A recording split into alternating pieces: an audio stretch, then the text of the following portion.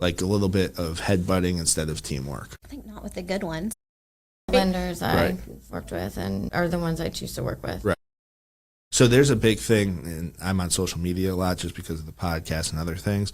There's a big thing where there's a lot of loan officers who don't like working with realtors. They're looking to try to find business elsewhere, which I think is crazy. My advice to new loan officers would be go find a bunch of realtors that you can get along with really well. What's the reasoning behind that? Oh, man. What's the rivalry?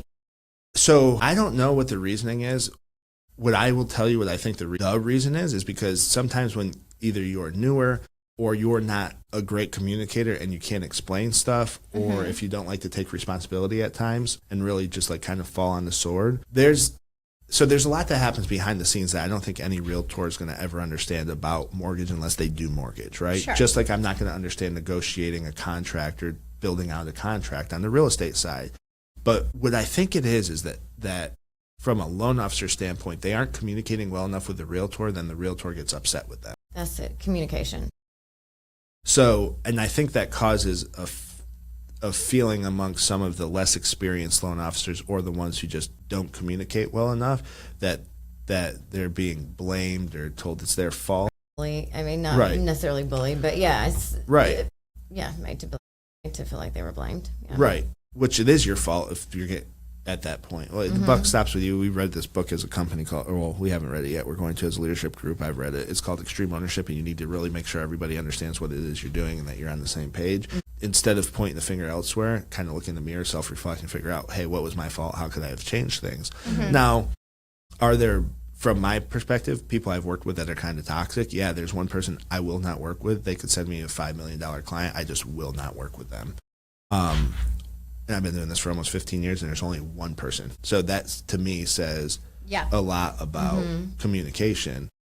Relationships. Right. And that person also, I thought it was maybe we just don't get along, so I passed them along to somebody on my team.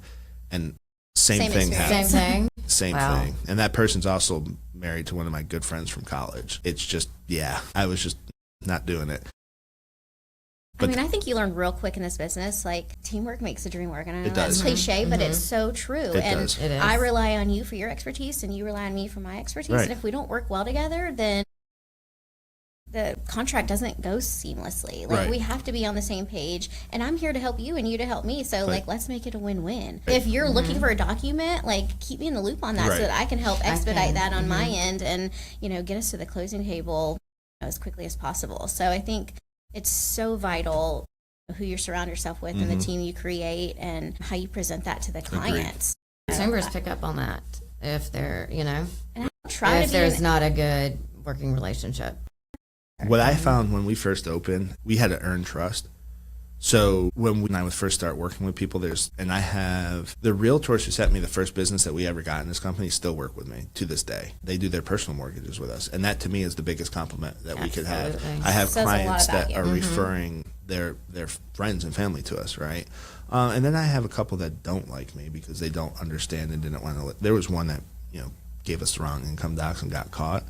It was edited. We ended up getting the correct ones, and you're allowed to do that. We got the correct ones. He said, they weren't edited. That would not be allowed.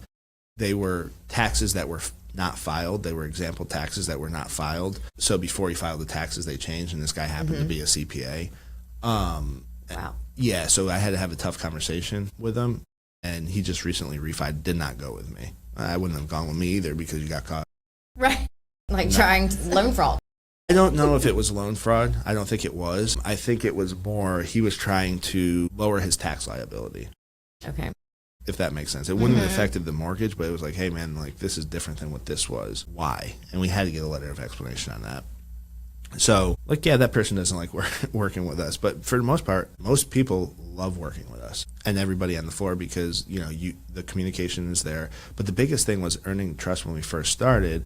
And then first transactions working together and really going above and beyond explaining, like, here it is what I do and how we do it.